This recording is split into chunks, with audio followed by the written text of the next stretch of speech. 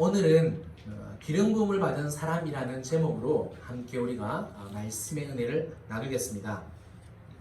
요한일서가 쓰인 배경에는 당시 왕성하게 활동하였던 영지주의자들이 매우 많이 연관되어 있습니다.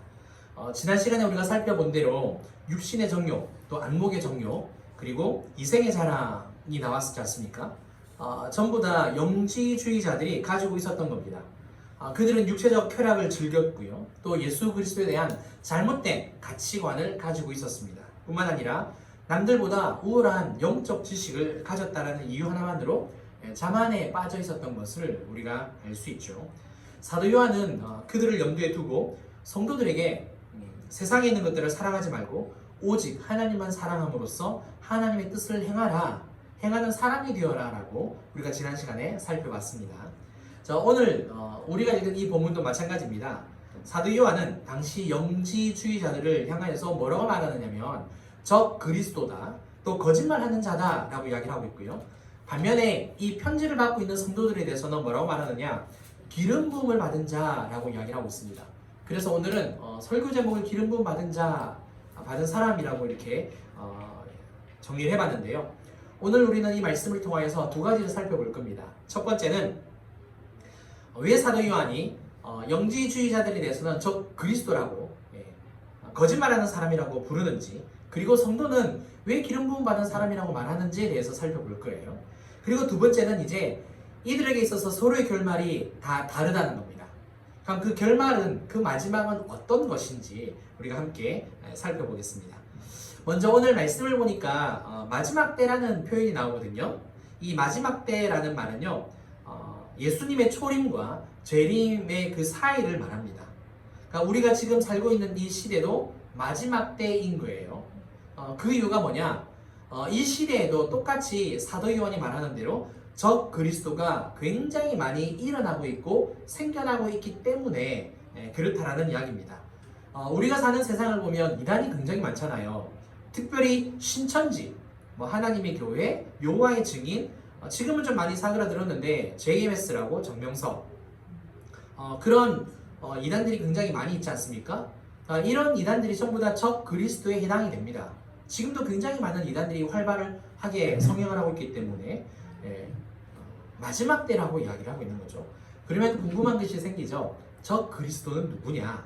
오늘 본문을 통해서 한번 살펴보겠습니다. 19절 말씀을 한번 볼까요? 좀 긴데 그래도 제가 읽어드리겠습니다. 그들이 우리에게서 나갔으나 우리에게 속하지 아니하였나니 만일 우리에게 속하였더라면 우리와 함께 거하였으려니와 그들이 나가는 것은 다 우리에게 속하지 아니함을 나타내려 함이니라. 자, 이 구절에서 말하는 적 그리스도는 원래 성도들과 함께 있었습니다. 그러니까 한 교회에서 한 그리스도의 모임에 있었어요. 함께 믿음을 고백했고요. 신앙생활을 같이 했습니다. 함께 애찬을 나누면서 식사도 했었고요. 그런데 더 이상 교회에 또 한 그리스도의 공동체에 속하지 않고 나갔다라고 오늘 본문이 우리에게 가르쳐주고 있습니다. 그러면 왜 나갔을까요? 싸웠을까요? 마음에 안 들어서? 뭐가 불만족이었을까요? 왜 나갔느냐? 신앙 고백이 달랐어요. 신앙 고백이 달랐기 때문에 나간 겁니다. 그렇다면 그들의 신앙 고백은 무엇이었느냐? 22절 말씀에 나오거든요. 제가 읽어드릴게요. 거짓말하는 자가 누구냐? 예수께서 그리스도이심을 부인하는 자가 아니냐? 아버지와 아들을 부인하는 그가 적 그리스도니. 자, 이들은 예수님이 그리스도이심을 부인하는 겁니다. 그리고 하나님 아버지와 독생자 예수를 부인한다라고 이야기를 하고 있어요. 조금 더 쉽게 말씀을 드린다면 그리스도라는 말은 메시아라는 뜻이거든요. 그러니까 예수님이 메시아이신 것에 대해서 전혀 믿음을 가지고 있다라는 이야기를 말하는 거고요. 또 예수님이 하나님의 아들이시다, 지금 우리 계속해서 이야기를 하고 있는데 이 진리를 인정하지 않는 겁니다. 그러니까 다른 신앙 고백을 가지고 있는 거예요. 그래서 그들이 나간 겁니다. 그러면 우리가 가지고 있는 신앙 고백은 무엇이냐? 우리가 늘 예배에 앞서서 제일 먼저 하는 고백이 있죠. 사도신경. 그렇죠? 전능하사 천지를 만드신 하나님 아버지를 내가 믿사오며 그 외아들 우리 주 예수 그리스도를 믿사오니 이는 성령으로 잉태하사 동정녀 마리아에게 나시고 본디오 빌라도에게 고난을 받으사 십자가에 못 박혀 죽으시고 장사한 지 사흘 만에 죽은 자 가운데서 다시 살아나시며 하늘에 오르사 전능하신 하나님 우편에 앉아 계시다가 저리로서 산자와 죽은 자를 심판하러 오시리라. 예배를 다시 하는 것 같아요. 그렇죠? 네, 여기까지 할게요. 보세요. 사도신경에도 보니까 외아들이다라고 이야기를 하고 있고요. 하나님의 아들이라고 이야기를 해요. 그리고 성령으로 잉태했다라고 이야기를 하고 있고요. 또 인간의 몸을 입으셨기 때문에 고난을 받으셔서 십자가에 달려 죽으셨다라고 사도신경으로 우리가 고백을 하고 있습니다. 그렇죠? 예수님이 하나님의 아들이시고요. 또 그리스도이시다라는 것을 이 고백을 통해서 다 우리가 표현하고 있지 않습니까? 뿐만 아니라 예수님이 메시아이시다, 신성과 인성을 가지고 계신 분이시다라는 것을 이 사도신경을 통해서 우리가 고백을 하는 겁니다. 그러나 영지주의자들은 이렇게 고백을 안 한다라는 거죠. 예수님이 하나님의 아들이시다, 예수님이 그리스도이다라는 이 사실을 안 믿는다는 겁니다. 그래서 신앙 고백이 완전히 다른 거죠. 그래서 처음에 사람이 만나면 그냥 사람이 좋아서 만날 수 있잖아요. 모일 수 있단 말입니다. 그런데 가장 본질적인 그 신앙 고백이 다르다 보니까 함께 있을 수 없는 거죠. 서로 불편한 겁니다. 그러니까 나갈 수밖에 없었다라고 사도 요한이 가르쳐주고 있습니다. 자, 그러면 영지주의자들은 적 그리스도다라고 이야기를 했었었는데요. 이 편지를 받는 성도는 그러면 누구냐? 어떤 존재냐? 라는 것을 살펴볼게요. 20절 말씀 함께 읽어볼까요? 시작! 너희는 거룩하신 자에게서 기름 부음을 받고 모든 것을 아느니라. 네. 자, 여기서 기름 부음이라는 단어는요, 헬라어로 크리스마라는 단어입니다. 크리스마스는 아니에요. 네, 크리스마스는 아니에요. 그냥 크라이스트하고 마스하고 붙은 단어인데요. 헬라어로 크리스마는요, 많이 들어보셨을 거예요. 카리스마. 그쵸? 예. 이 단어는요, 크리스마라는 단어는 보통 일반적으로 선물, 그 다음에 은사, 성령이라는 뜻을 가지고 있습니다. 그래서 우리 그 신약 성경 고린도전서나 다른 성경을 보시면 뭐 방언의 은사, 뭐 통변의 은사, 예언의 은사, 뭐 치유의 은사, 그렇죠? 뭐 축사, 귀신 쫓는 은사, 뭐 지혜의 말씀, 지식의 말씀, 그 다음에 사도로서, 목사로서, 교사로서, 또 교회를 섬기는 일꾼으로서 은사를 받는다 그러잖아요. 이때 크리스마 이 단어가 사용이 돼요. 예, 은사도 되는데 하나님께서 선물로 주신 은혜가 있기 때문에 이 은사가 되는 겁니다. 오늘 이 본문에서는 성령을 좀 더 이렇게 지칭합니다. 가깝게 지칭을 해요. 사도 요한은요, 마가의 다락방에서 오순절 날에 성령을 받았습니다. 그렇잖아요. 성령을 받았으면 성령을 받았다, 성령을 받은 사람이라고 이야기를 해도 되거든요. 그런데 오늘 본문을 보니까 요한 1서임에도 불구하고 기름 부음을 받았다라고 이야기를 합니다. 자, 궁금한 것이 있죠. 왜 성령을 받은 사람이 그냥 좀 더 쉽게, 단어 수도 짧은데, 글자 수도 짧은데, 그죠? 성령을 받은 사람이라고 이야기를 해도 되는데 왜 기름 부음을 받은 자라고 이야기를 할까요? 사실 이 본문 때문에 굉장히 많은 신학자들과 사람들과 성도들이 논쟁이 굉장히 많아요. 그러니까 우리 대한예수교 장로회 합동측 보수적인 교단과, 그러니까 성경을 보수적으로 해석하는 교단과 오순절이나 순복음, 그렇죠? 그리고 또 다른 어떤 침례나 이런 부분에 있어서는 이 부분을 해석하는데 굉장히 많이 달라요. 근데 성경의 관점에서는 이렇게 큰 테두리 안에 다 들어가는데 성경을 해석을 하다 보니까 보수적으로 진보적으로 이제 이렇게 해석을 하다 보니까 너무 많이 싸우긴 하는데, 자, 다시 말씀으로 돌아와서 왜 그러면 사도 요한은 성령이라는 단어를 기름 부음으로 썼을까? 제가 옛날에 한번 가르쳐 드린 적이 있습니다. 대상이 지금 누구죠? 성도들인데 영지주의자들에게 영향을 받는, 이단들에게 영향을 받는 성도들입니다. 자, 이 영지주의자들은 성경을 어떤 성경만 인정한다고 이야기를 합니까? 신약만. 그러니까 구약을 인정을 안 한다고 그랬어요. 그렇죠?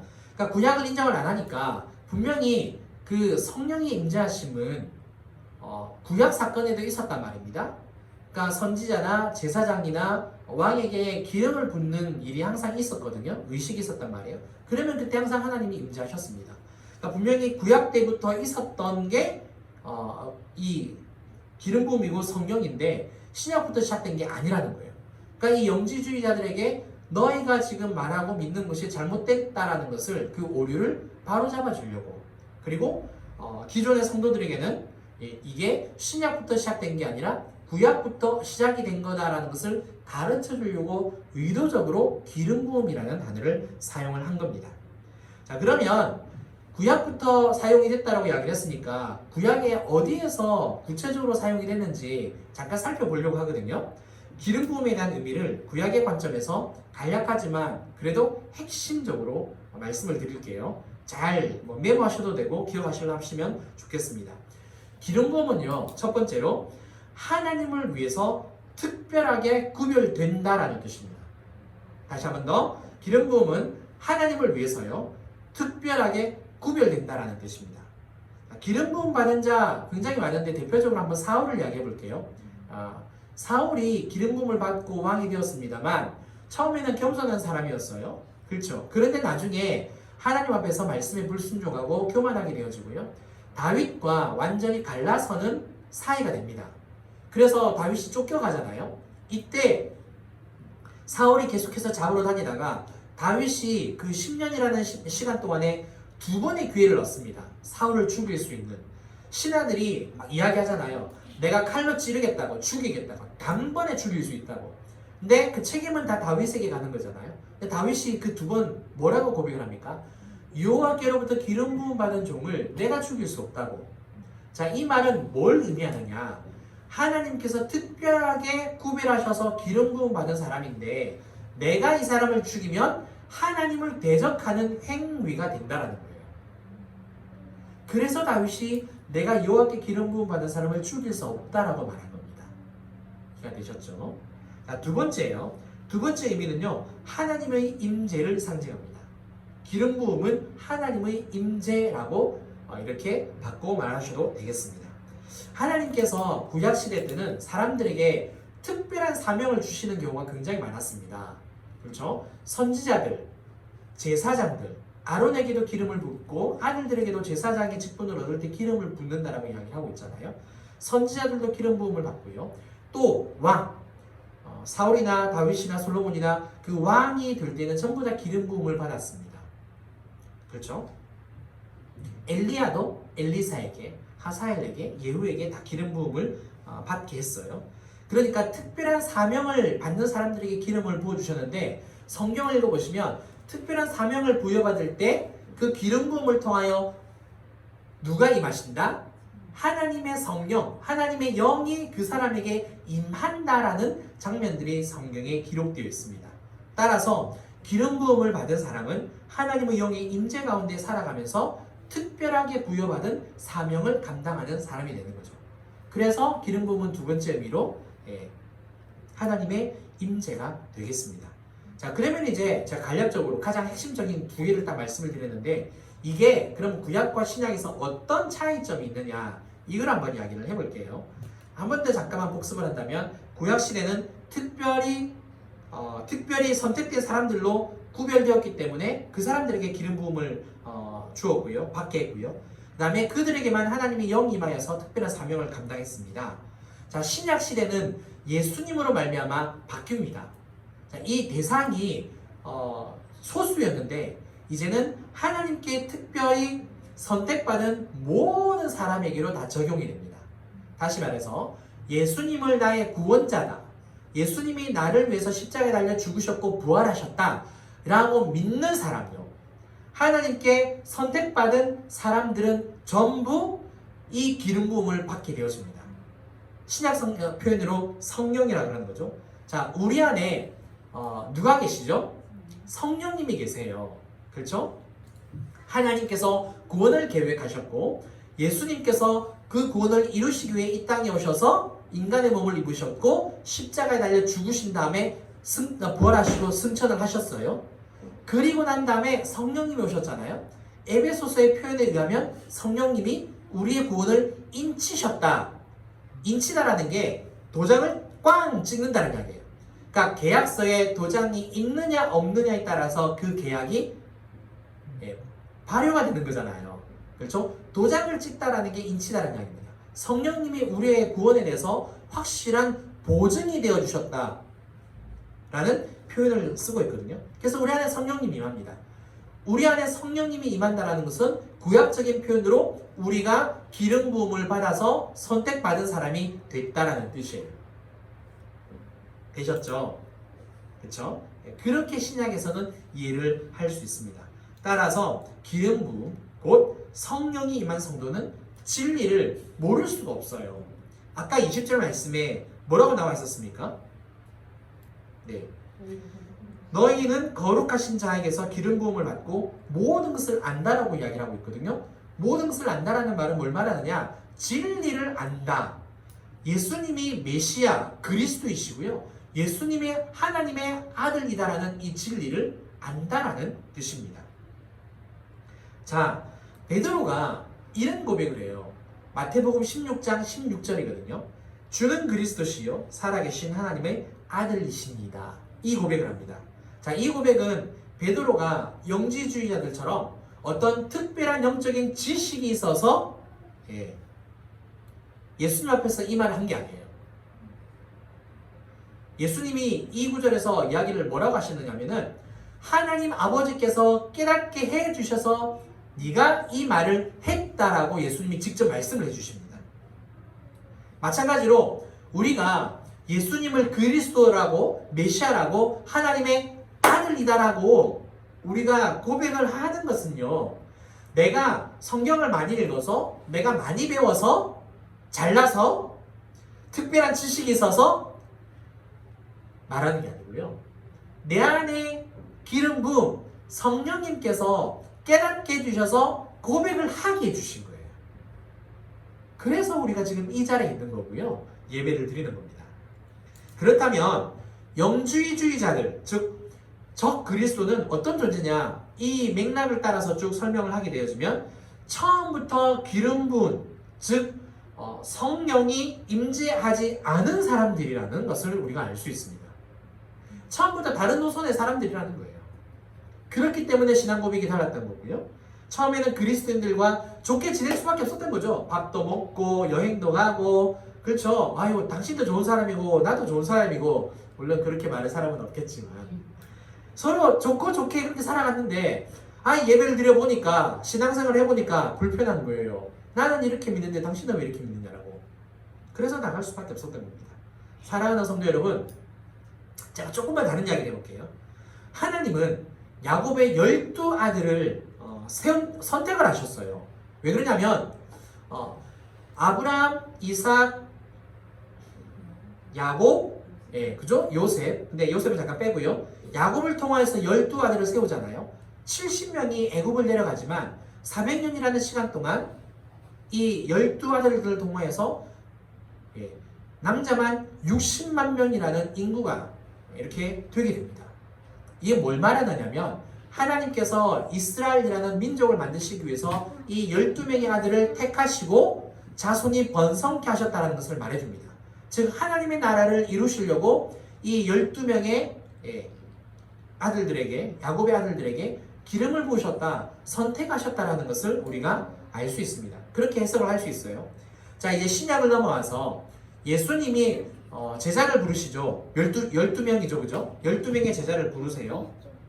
물론 그 중에서 한 명이 탈락을 하기는 합니다. 가룟 유다는 탈락을 하지만 나중에 다시 사도행전에서 한 명을 더 부르게 되어지죠. 자, 그 가운데서 생각을 해보세요. 12제자는요, 베드로와 그의 형제 야고보, 요한은 직업이 뭐였죠? 어부. 지금으로 말하면 배 타는 사람이요. 사실 우리 인식에 배 타는 사람은 썩 그렇게 좋은 직업이라고 여기지를 않아요. 굉장히 험한 직업이고, 그렇죠. 이게 사람 마음이 좀 간사해요. 원양어선 타시는 분들은, 그 다음에 엄청 큰 배를 타시는 분들은 좀, 뭐 군함을 탄다든지 그런 분들은 좀 되게 좋게 여기는데, 우리 그 사투리로 고대구리 배, 근데 조그만한 어선, 그런 배를 타는 사람들은 못 배웠다, 못 가졌다, 무식하다, 그런 표현을 쓰는 경우가 굉장히 많아요. 좀 이렇게 이렇게 좀 그러거든요. 하대하는 경우가 굉장히 많습니다. 우리가 생각하는 어부들이 이런 생각이 되게 많아요. 배 타는 사람들이었잖아요. 물고기 잡는 사람들이었거든요. 또 한번 생각을 해보세요. 마태 직업이 뭐죠? 세리입니다. 분명히 지금으로 말하면은 우와 세무사 직원이기도 할 수 있고요. 진짜 떵떵거리면서 정말 부럽거든요. 아니 누가 진짜 그 직업을 가질 수 있겠습니까? 그런데 그런 직업을 가졌음에도 불구하고 사회에 지탄을 받는 사람이 마태였거든요. 근데 제가 이런 생각을 해봤어요. 이 12제자 직업이 이랬다 할지라도 절대 무시해서는 안 된다는 거. 왜 그러냐? 그들은 전부 다 유대인입니다. 우리는 모세 오경 못 외웁니다. 근데 그들은 오경 다 외워요. 율법에 대해서 굉장히 박식합니다. 저는 다른 거 다 둘째 치고서라도 그거 하나만이라도 진짜 존경스럽습니다. 그렇죠. 이제 이렇게 이야기를 한번 해볼게요. 저는요, 제 개인적으로 잘 분별하지 못해요. 목회자이긴 하지만 참 쉽지 않습니다. 또 개척을 해서 이렇게 목회를 하고 있기는 하지만 지금도 잘 준비된 목사다. 부목사 생활을 오래 하긴 했는데 잘 준비된 목사가 아니다라고 저는 그렇게 생각을 합니다. 여러분들을 다운시키려고 하는 이야기는 아니에요. 제 스스로 돌아봤을 때 참 많이 부족하다라는 생각을 가져요. 그럼에도 불구하고요, 하나님은 저를 선택하셔서 기름을 부어주셨어요. 저만 부어주셨느냐? 아니에요. 여러분들에게도 똑같이 기름을 부어주신 거예요. 성령이 계시는 거죠. 그렇다면 하나님은 왜 우리에게 성령을 받게 하셨을까요? 왜 우리에게 기름 부음을 허락해 주셨을까? 자, 요한복음 16장 13절 14절 말씀인데 좀 길기는 하지만 우리 함께 큰 목소리로 읽어보겠습니다. 시작! 그러나 진리의 성령이 오시면 그가 너희를 모든 진리 가운데로 인도하시리니 그가 스스로 말하지 않고 오직 들은 것을 말하며 장래일을 너에게 알리시리라. 그가 내 영광을 나타내니 내 것을 가지고 너에게 알리시리라. 아멘. 아멘. 자, 여기에서 왜 우리 하나님께서 우리에게 기름 부음, 즉 성령을 허락하여 주시는지 내용이 나와요. 그게 뭐냐면 궁극적인 목적이 그가 내 영광을 나타내리니, 여기서 그는 예수님을 말하고요. 죄송해요. 그는 성령님을 말하고요. 내 영광을 나타낸다는 것은 예수 그리스도의 영광을 나타낸다라는 그런 뜻을 가지고 있습니다. 자, 우리 성령님께서 우리한테 오셨잖아요. 하나님께서, 예수님께서 우리에게 성령을 보내셨어요. 왜? 우리를 모든 진리 가운데로 인도하시려고. 진리가 뭐라고 말씀드렸습니까? 아까도 말씀을 드렸습니다. 절대 잊어버리시면 안 되기 때문에 말씀드리는 거예요. 우리 하나님과 예수님께로부터 들은 게 진리인데, 예수님이 그리스도라는 것, 메시아라는 것, 그리고 살아계신 하나님의 아들이다라는 것, 이게 진리예요. 변하지 않는 진리입니다. 영지주의자는 이것을 바꾼 거겠죠. 그래서 이 진리를 알게 하시려고, 이 진리 가운데 거하게 하시려고, 그리고 이 믿음의 삶에서 떠나지 않게 하시려고 성령을 보내신 거예요. 그러니까 제가 신앙생활 하면서 이런 이야기를 들을 때가 있어요. 교회를 다니다가 성당을 가는 사람이 있고, 교회를 다니다가 절에 가는 사람이 있대요. 교회를 다니다가 이단에 빠지는 사람이 허다해요. 너무 안타까워요. 무슨 말이냐? 그분 안에 진리가 있다면 갈 수 있을까? 다른 종교를 갈 수 있을까? 아무리 속상해도, 아무리 실족을 당해도, 아무리 시험 들어도 교회를 떠날 수 있을까? 참 안타깝다라는 거죠. 굉장히 사단에게 속임을 당해서 정말 인생을 완전히 버린 거잖아요. 그런 것을 볼 때 굉장히 안타깝습니다. 그런데 잘 보세요. 우리 성령님은 예수님의 영광을 나타내시기 위해서 우리로 하여금 성령을 받게 하셨다라는 거예요. 자, 뭘 말씀을 드리려고 하느냐? 우리 예수님이 그러면 언제 영광을 받으시느냐? 우리 안에 계신 성령님께서 예수님이 나의 구원자이시다. 예수님이 나의 그리스도이시다. 예수님이 나의 살아계신 하나님의 아들이시다 라고 이 믿음을 고백하고 이 믿음대로 살아갈 때에 영광을 받으신다, 영광을 나타내신다라고 오늘 본문이 우리에게 가르쳐주고 있고요. 그럴 때에 성령님께서, 우리 안에 계신 성령님께서 우리의 믿음의 고백과 삶을 통하여 예수님을 영화롭게 한다고, 하나님을 영화롭게 한다고 오늘 본문이 우리에게 가르쳐주고 있습니다.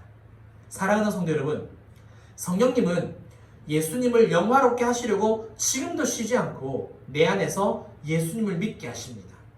그런데 우리가 만약에 어려운 일을 당했다고 사람을 의지하며 돈을 의지하고 내 능력이다, 내 수고였다, 내 재능이다, 그런 것들로 우리가 말을 한다면, 자랑한다면 우리가 성령을 받게 된 일, 기름 부음을 받은 것은 다 헛된 일이 된다는 이유가 됩니다.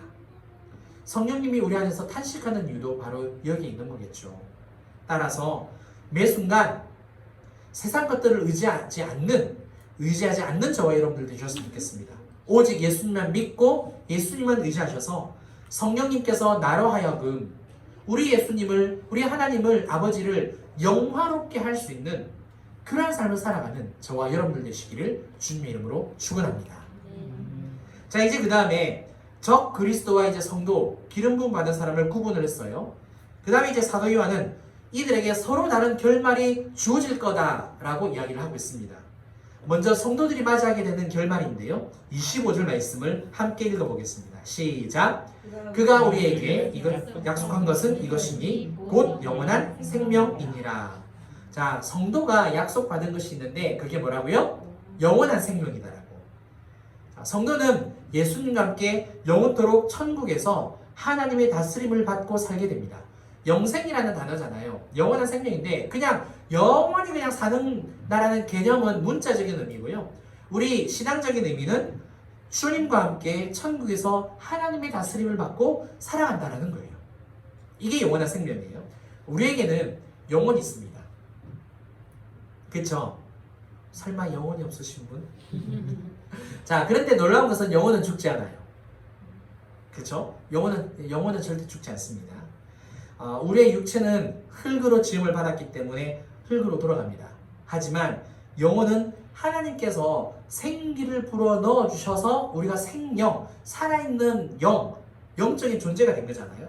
그렇기 때문에 이 영은 본향으로 돌아가게 되어 있습니다. 하나님 앞으로 돌아가게 돼요. 하늘로 갑니다.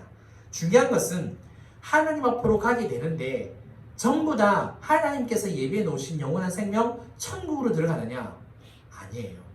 천국과 지옥으로 가게 됩니다. 저는 이것을 굉장히 많이 강조를 하고 싶어요. 왜 그러느냐? 많은 교회들이 천국과 지옥에 대해서 하도 이야기를 안 해서요. 예, 천국과 지옥은 분명히 있어요. 있는데 예수님을 그리스도와 하나님의 아들이라고 믿는 사람은 천국으로 가게 될 거고요. 또 그 고백을 하지 않고 그 삶을 살지 않는 사람은 지옥으로 가게 된다는 사실입니다. 저는 저희 어머니를 위해서 새벽마다 기도합니다. 여러분들도 똑같이 다 기도를 하시겠지만 건강을 위해서도 기도하고요. 마음의 병이 떠나게 해달라고도 기도를 합니다. 또 그런 역사도 일어나면 좋겠고요. 그런데 그것보다 더 중요한 게 있습니다. 예수님을 진짜 나의 구주로 믿고 내주하시는 성령님을 따라서 말과 생각과 마음과 삶이 변화되어서 성화됨으로 온전히 구원받는 게 가장 중요하다고 생각합니다. 그래서 우리 성도님들을 한 분 한 분 그 가정을 전부 다 위해서 기도합니다. 이게 작은 교회니까 이런 은혜가 있는 것 같아요. 큰 교회는 이게 너무 많다 보니까 다 일일이 기도를 못해요. 근데 작은 교회는 확실히 인원수가 적으니까 한 분 한 분 한 가정을 위해서 기도할 수 있다는 게 되게 복된 것 같아요. 아마 개척교회나 작은 교회 다니시는 성도분들이 받을 수 있는 특별한 은혜인 것 같아요. 이런 부분들도. 세상에서 자식이 밥은 제대로 먹고 다니는지에 대해서 관심을 가져주는 사람은 부모밖에 없습니다. 그렇죠? 그렇죠? 특히 어머니가 맨날 밥 먹으라고 챙겨주죠, 그죠?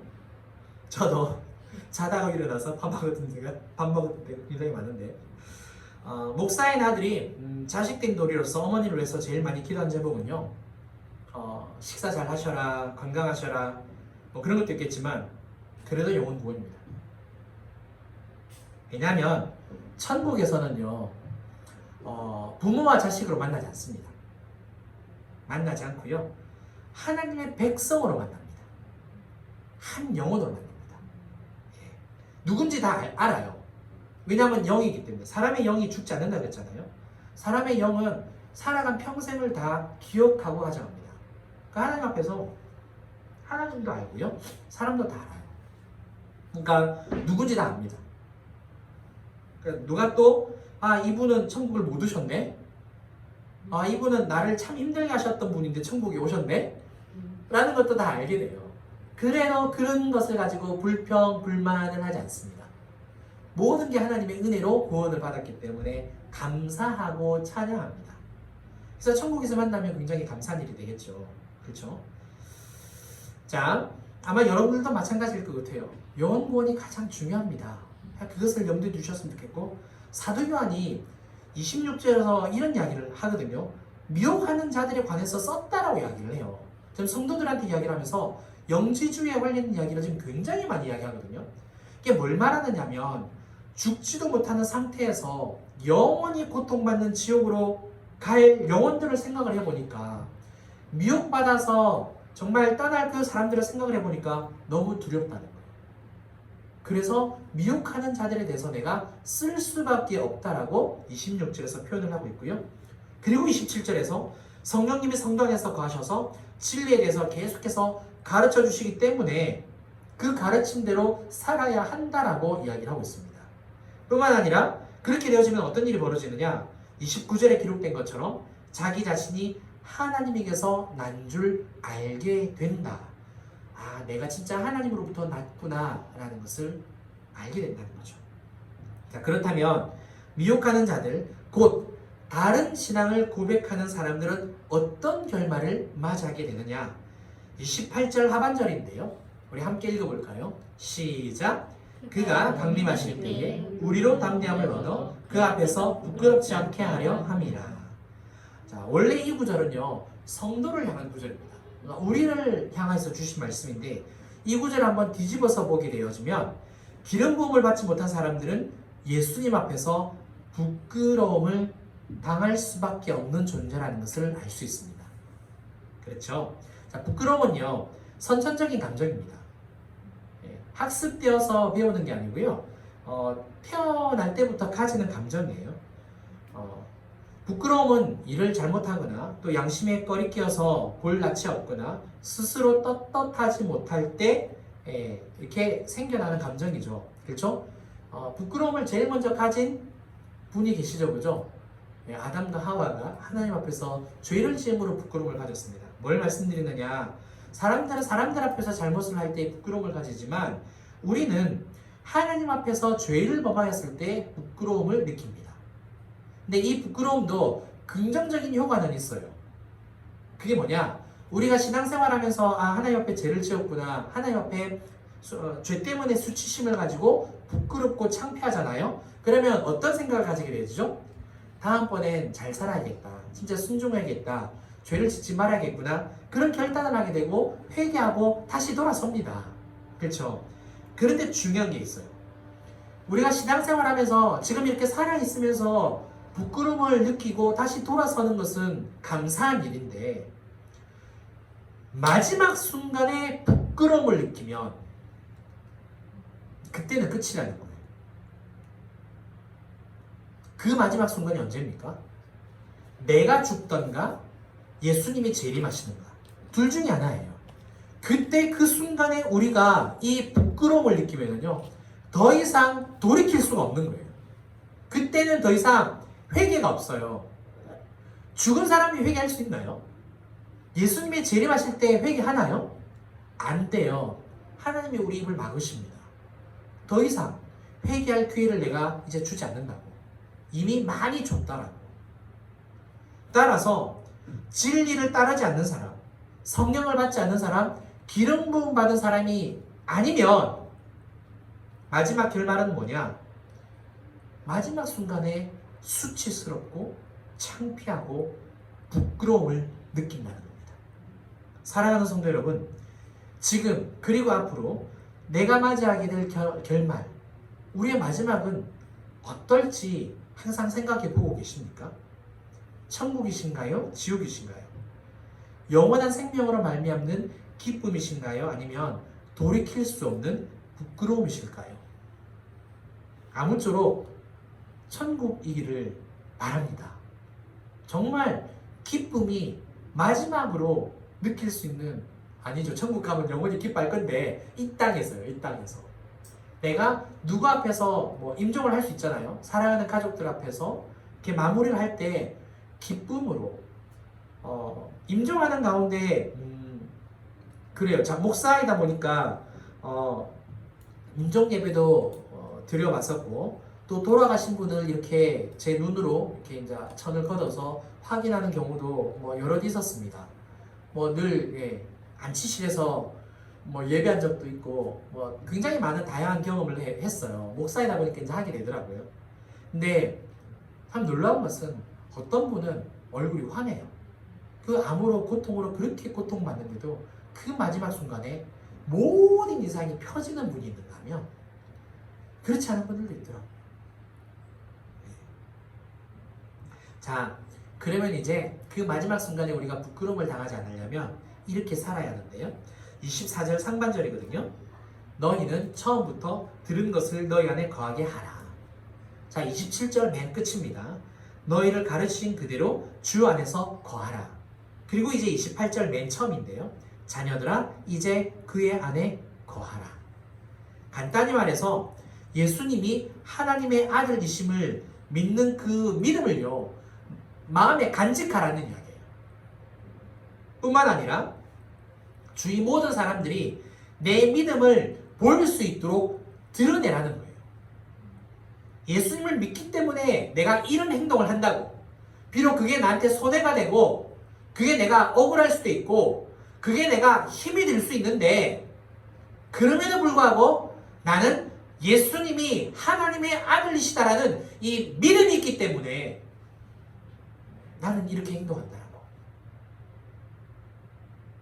그 모습을 가지고 삶을 살아갈 때에 그 마지막 순간에 부끄럽지 않다라고, 역시 하나님도 우리를 보실 때에 내가 너를 보면서 내가 부끄럽지 않다라고, 내가 너에게 성령을 부어준 예수 그리스도를 보내준 것이 정말 기쁘다라고 하나님이 우리에게 말씀하신다는 것을 꼭 깨달으셨으면 좋겠습니다. 그리고 정말 성령님께서 우리 안에 이제 내주하시잖아요. 항상 가르쳐 주시잖아요.